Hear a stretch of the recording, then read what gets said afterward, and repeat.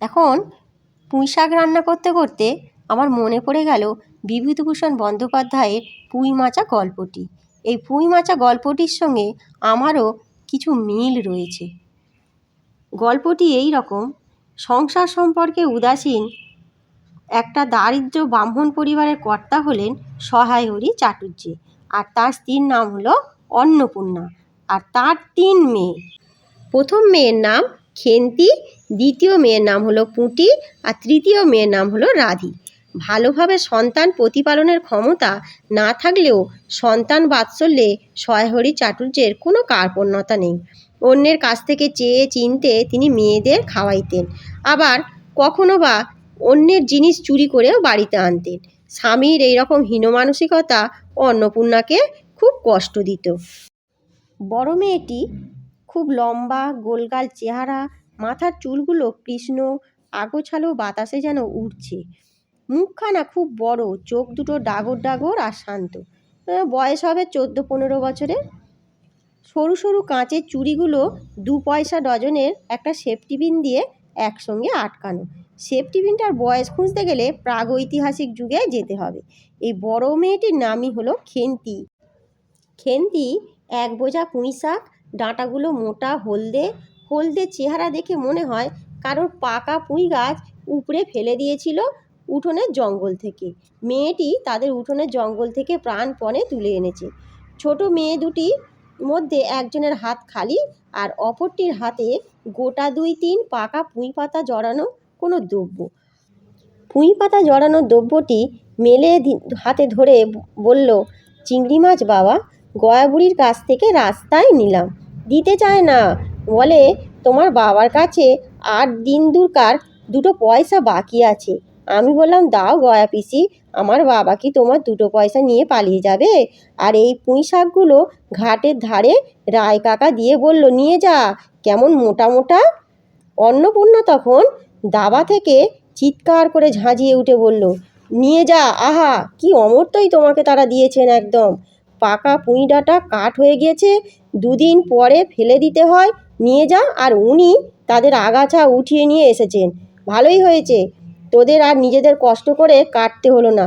যত পাথুরে বোকা সব মরতে আসে আমার ঘাড়ে। ধাড়ি মেয়ে, লজ্জা করে না এপাড়া সেপাড়া করে বেড়াতে? বিয়ে হলে যে 4 ছেলের মা হতিস।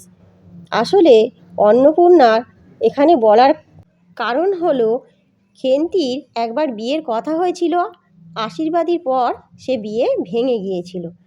খাওয়ার নামে আর জ্ঞান থাকে না, কোথায় শাক, কোথায় বেগুন, আর আরেকজন কোথায় বেড়াচ্ছেন, কোথায় রস, কোথায় ছাই, কোথায় পাঁশ।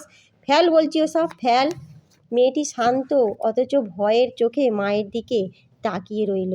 পুঁই শাকের বোঝা মাটিতে পড়ে গেল। অন্নপূর্ণা বকেই চলল, যাত রাধি, ও আপদগুলোকে টেনে খিড়কির পুকুর ধারে ফেলে দিয়ে আগে। ফের যদি বাড়ির বার হতে দেখেছি তবে ঠ্যাং খোঁড়া না করি তো। বলেই অন্নপূর্ণা থেমে গেল। বোঝা মাটিতে পড়ে গিয়েছিল। ছোট মেয়েটি কলের পুতুলের মতো সেগুলো তুলে নিয়ে গিয়ে খিড়কির দিকে চলল, কিন্তু ছোট মেয়ে অত বড় বোঝা আঁকড়াতে পারল না। অনেকগুলো ডাঁটা এদিক ওদিক ঝুলতে থাকলো। সহায়হরি ছেলেমেয়েরা তাদের মাকে খুব ভয় করত। সহায়হরিও আমতা আমতা করে বলতে লাগলো, ছেলে মানুষ খাবে বলে তুমি আবার। বলেই অন্নপূর্ণা থেমে গেল। পুঁই শাকের বোঝা নিয়ে যেতে যেতে ছোট মেয়েটি ফিরে দাঁড়িয়ে মার মুখের দিকে চাইল। অন্নপূর্ণা তার দিকে চেয়ে বলল, না না, নিয়ে যা, খেতে হবে না। মেয়ে মানুষের আবার অত নোলা কিসের? এক পাড়া থেকে আর এক পাড়ায় নিয়ে আসবে 2 পাকা পুঁই শাক ভিক্ষে করে। যা যা, তুই যা, দূর করে বনে দিয়ে আয়। সহায়হরি বড় মেয়ে খেন্তির মুখের দিকে চেয়ে দেখলেন, তার চোখ দুটো জলে ভরে আসছে। তার মনে বড় কষ্ট হলো, কিন্তু মেয়ের যতই স্বাদের জিনিস হোক, পুঁই শাকের পক্ষ অবলম্বন করলে দুপুরবেলা স্ত্রীকে চটাতে তিনি আদৌ সাহস করলেন না। নিঃশব্দে খিড়কি দিয়ে বেরিয়ে গেলেন। বসে রাঁধতে রাঁধতে বড় মেয়ের মুখের কাতর দৃষ্টি স্মরণ করার সঙ্গে সঙ্গে অন্নপূর্ণার মনে পড়ল, গত অরন্ধনের সময় পুঁই শাক রান্নার সময় খেন্তি আবদার করে বলেছিল, মা, অর্ধেকগুলো কিন্তু একা আমার, আর অর্ধেক সব মিলে তোমাদের। বাড়িতে কেউ ছিল না। তিনি নিজে গিয়ে উঠানের আর খিড়কির দোরের আশপাশে যে ডাঁটা পড়েছিল সেগুলো কুড়িয়ে নিয়ে আসলেন, আর বাকিগুলো কুড়োনো যায় না, ডোবার ধারে ছাইগাদায় ফেলে দিয়েছে। কুচো চিংড়ি দিয়ে এরকম চুপি চুপি পুঁই শাকের তরকারি রাঁধলেন। দুপুরবেলা খেন্তি পাতে পুঁই শাকের চচ্চড়ি দেখে বিস্ময় আর আনন্দে ডাগর ডাগর চোখে মায়ের দিকে তাকিয়ে রইল ভয়ে ভয়ে। দুই একবার এদিক ওদিক ঘুরে আসতেই অন্নপূর্ণা দেখল ওই পুঁই শাকের এক টুকরো তার পাতে পড়ে নেই। পুঁই শাকের ওপর তার এই মেয়েটির কীরূপ লোভ তা তিনি জানতেন। জিজ্ঞাসা করলেন, কিরে খেন্তি, আর একটু চচ্চড়ি দিই? খেন্তি তৎক্ষণাৎ ঘাড় নেড়ে প্রস্তাবটা সমর্থন করলো। কি ভেবে অন্নপূর্ণার চোখে জল আসলো। সেই চোখের জল চাপতে গিয়ে ওনার চোখ দুটি উঁচু করে চালের বাতায় গোঁজা ডালা থেকে শুকনো লঙ্কা পাড়ার ভান করতে লাগলেন। সেদিন বৈকালবেলায় সহায়হরির ডাক পড়ল কালীমায়ের চণ্ডীমণ্ডপ থেকে। 2-3 দিন পর একদিন বিকালে ধুলো মাটি মাখা হাতে খেন্তি মাকে এসে বলল, মা দেখবে এসো। অন্নপূর্ণা গিয়ে দেখল ভাঙা পাঁচিলের ধারে যে ছোট খোলা জমিতে কতগুলো পাথরকুচি আর কন্টিকারির জঙ্গল হয়েছিল। খেন্তি ছোট বোনটিকে নিয়ে সেখানে মহা উৎসবে সেখানে একটি পুঁই শাকের গাছ লাগিয়ে রেখেছে। সেটা দেখে মনে হচ্ছে যেন ঊর্ধ্ব আকাশে একখণ্ড শুষ্ক কঞ্চির গায়ে ঝুলে রয়েছে। অন্নপূর্ণা হেসে বলল, দূর পাগলি, এখন পুঁই ডাঁটার চারা পোঁতে কখনো? বর্ষাকালে পুঁততে হয়, এখন যে জল না পেয়ে মরে যাবে। খেন্তি বলল, কেন, আমি রোজ জল ঢালবো? অন্নপূর্ণা বলল, দেখ, হয়তো বেঁচে যেতেও পারে। আজকাল রাতে খুব শিশির হয়, খুব শীত পড়েছে কি না। তারপর একটা ভাঙা ঝুড়ি করে খেন্তি শীতে কাঁপতে কাঁপতে মুখুজ্জে বাড়ি থেকে গোবর কুড়িয়ে আনলো। আর সহায়হরি বলতে লাগলো, হ্যামা খেন্তি, তা সকালে উঠে জামাটা গায়ে দিতে তোর কি হয় দেখি? তো খেন্তি বলল, হ্যাঁ বাবা, ঠিক আছে, জামাটা গায়ে দিয়ে নিচ্ছি। হরিপুরের রাসের মেলা থেকে সহায়হরি কালো সার্জের 2.5 টাকা দামের একটা জামা কিনে এনে দিয়েছিল খেন্তির জন্য। সেটা ছিঁড়ে গেছে আর খেন্তি তাকে বারংবার রিপু করেছে। স্বাস্থ্যের উন্নতি হওয়ায় তার গায়ে আর জামাটা ঢুকছিল না। সংসারের এসব খোঁজ সহায়হরি রাখে না, অন্নপূর্ণারও জানা ছিল না। খেন্তির নিজস্ব একটা ভাঙা টিনের তোরঙ্গ ছিল, তার মধ্যেই ওই জামাটি থাকতো। আজ পৌষ সংক্রান্তি, তো অন্নপূর্ণা উনুনে খোলা চাপাতে যাচ্ছে। ছোট মেয়ে রাধি হঠাৎ ডান হাতখানা পেতে বলল, মা ওই একটু। সঙ্গে সঙ্গে মেজো মেয়ে পুটি অমনি বলল, মা আমায় একটু। আর খেন্তি বা কেন বাদ থাকে? খেন্তিও বলল, মা আমায় একটু। তো এইভাবে চলতে থাকলো। খেন্তি মার চোখের দিকে চেয়ে জিজ্ঞাসা করলো, মা নারকোল কোড়া একটু নেব? অন্নপূর্ণা বলল, নে, কিন্তু এখানে বসে খাস নে, মুখ থেকে পড়বে কি না, যা ওই দিকে যা। খেন্তি নারকোলের মালার এক থাবা তুলে নিয়ে একটু দূরে গিয়ে খেতে লাগলো। মুখ যদি মনের আয়না হয়, তবে খেন্তির মুখ দেখে মনে হচ্ছিল যে সে খুব মানসিক তৃপ্তি পেয়েছে। কিছুক্ষণ পর অন্নপূর্ণা বলল, ওরে তোরা সব এক টুকরো পাতা পেতে বস, তো দেখি গরম গরম দিই, আর খেন্তির জল দেওয়া ভাত আছে ওবেলার, বার করে নিয়ে আয়। খেন্তির কাছে অন্নপূর্ণার এই কথা মনোপুত হলো না, তার মুখ দেখে বোঝাই যাচ্ছিল। পুটি বলল, মা বড়দি পিঠেই খাক, ভালোবাসে তো, ভাত বরং থাক, আমরা কাল সকালে খাবো। আর মেজো মেয়ে পুটি 2-4টে খাওয়ার পর আর তার খেতে ভালো লাগছিল না, কারণ সে মিষ্টি বেশি খেতে পারে না। সকলের খাওয়া শেষ হয়ে গেলেও খেন্তি তখনও খাচ্ছে। সে মুখ বুজে শান্তভাবে খাচ্ছে, বড় একটা কথাও বলছে না। অন্নপূর্ণা দেখলো সে কম করে 18 থেকে 19 খানা খেয়েছে। জিজ্ঞাসা করে বলল, খেন্তি আর নিবি? খেন্তি খেতে খেতে শান্তভাবে ঘাড় নাড়ল, হ্যাঁ খাবো। অন্নপূর্ণা তাকে আরও কয়েকখানা দিল। খেন্তির মুখ উজ্জ্বল দেখালো, হাসি ভরা চোখে মার দিকে চেয়ে বলল, বেশ খেতে হয়েছে মা, ওই যে তুমি কেমন ফেনিয়ে নাও না, ওতেই কিন্তু। হ্যাঁ, সে পুনরায় খাইতে লাগলো। অন্নপূর্ণা হাতা খুন্তি তুলতে তুলতে সস্নেহে তার এই শান্ত নিরীহ ভোজনপটু মেয়েটির দিকে চেয়ে রইলেন।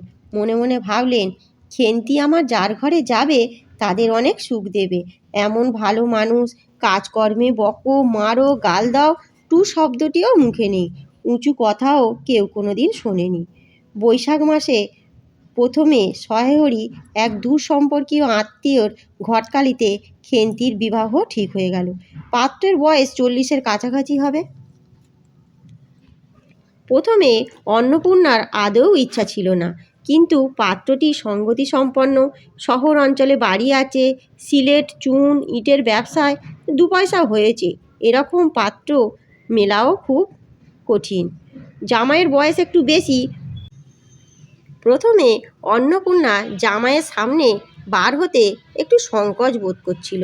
পরে পাছে খেন্তির মনে কষ্ট হয়, এই জন্য বরণের সময় তিনি খেন্তির সুপুষ্ট হাতখানি ধরে জামাইয়ের হাতে তুলে দিলেন। চোখের জলে তার গলা বন্ধ হয়ে আসলো, কিছু বলতে পারলেন না। বাড়ির বাইরে আমলকি তলায় বেহারারা সুবিধা করার জন্য পালকিটাকে একবার নামালো। অন্নপূর্ণা চেয়ে দেখল, বেড়ার ধারের নীল রঙের মেদি ফুলের গুচ্ছ ফুলগুলো যেভাবে নত হয়ে আছে, খেন্তির কম দামের বালুচরির রাঙা চেরির আঁচলখানা পালকির বাইরে লুটাচ্ছে। তার অত্যন্ত আগোছালো, নিতান্ত নিরীহ এবং একটু অধিক মাত্রায় ভোজনপটু মেয়েটিকে পরের ঘরে অপরিচিত মহলে পাঠাতে তার বুক কেঁপে উঠছিল। খেন্তিকে কি অপরে ঠিক বুঝবে? যাবার সময় খেন্তি চোখের জলে ভাসতে ভাসতে সান্ত্বনার সুরে মাকে বলেছিল, মা, আষাঢ় মাসেই আমাকে এনো, বাবাকে পাঠিয়ে দিও, 2 মাস তো। ফাল্গুন চৈত্র মাসের বিকালবেলায় উঠোনের মাচায় রোদে দেয়া আমসত্ব তুলতে তুলতে অন্নপূর্ণার মন হুহু করত। তার অনাচারী লোভী মেয়েটি আজ বাড়িতে নেই যে। কোথা থেকে বেরিয়ে এসে নির্লজ্জের মতো হাতখানি পেতে মিনতি সুরে অমনি বলবে, মা, বলবো একটা কথা। 1 বছরের উপর হয়ে গেছে। পুনরায় আষাঢ় মাসে বর্ষাও বেশ নেমেছে। ঘরের দাওয়ায় বসে সহেহরি প্রতিবেশী বিষ্ণু সরকারের সঙ্গে কথাও বলছেন। স্ত্রী অন্নপূর্ণা কান্নাকাটি করাতে পৌষ মাসেই সহেহরি মেয়েটাকে দেখতে গেল। শাশুড়িটা অমনি শুনিয়ে শুনিয়ে বলতে লাগলো, না জেনে শুনে ছোট লোকের সঙ্গে কুটুম্বিতা করলেই এরকম হয়, যেমনি মেয়ে তেমনি বাপ। পৌষ মাসের দিনে মেয়ে দেখতে এলো শুধু হাতে। এরপর এই ফাল্গুন মাসেই তার বসন্ত হলো। এই বসন্ত রোগেই আক্রান্ত হয়ে খেন্তি মারা যায়।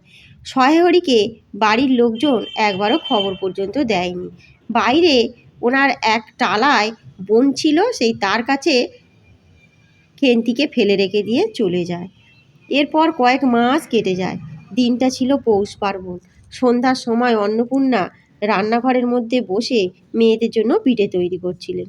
সেই দিন 2 বোনের খাবার জন্য কলার পাতা চিরতে চিরতে পুটি অন্যমনস্কভাবে হঠাৎ বলে উঠল, দিদি বড় ভালোবাসত।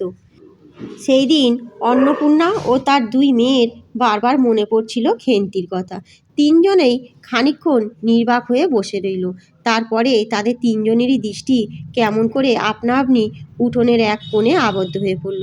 সেখানে বাড়ির সেই লোভী মেয়েটির লোভের স্মৃতি পাতায় পাতায় শিরায় শিরায় জড়িয়ে তার কত সাধের নিজের হাতে পোতা পুঁই গাছটি মাচা জুড়ে বড় হয়ে উঠেছে। বর্ষার জল আর কার্তিক মাসের শিশির পাতায় কচি কচি সবুজ ডগাগুলো মাচাতে সব ধরে নেই। মাচা থেকে বাইরে দুলছে সুপুষ্ট নধর, জীবনের লাবণ্যে ভরপুর। খেন্তিরও তো এমনভাবে লাবণ্যপূর্ণ হয়ে বেড়ে ওঠার কথা ছিল, কিন্তু সেই সুযোগ সে পেল না। এই খাদ্যরসিক মেয়েটির জীবনের শেষ ইচ্ছেটুকুও পূরণ হলো না। আজ পুঁইশাকের ডগাটি কাটতে গিয়ে আমায় খুব কষ্ট পেতে হলো। উনি আমাকে কাঁদিয়েই ছাড়লেন আজ। বিভূতিভূষণ বন্দ্যোপাধ্যায়ের এমন রচনা যা মানুষের মনে দীর্ঘস্থায়ী হবে, শেষ হয়েও হইল না শেষ। এই ছোট গল্পটি আপনাদের কেমন লাগলো একটু কমেন্ট বক্সে জানাবেন। ভালো লাগলে একটা লাইক করে দেবেন।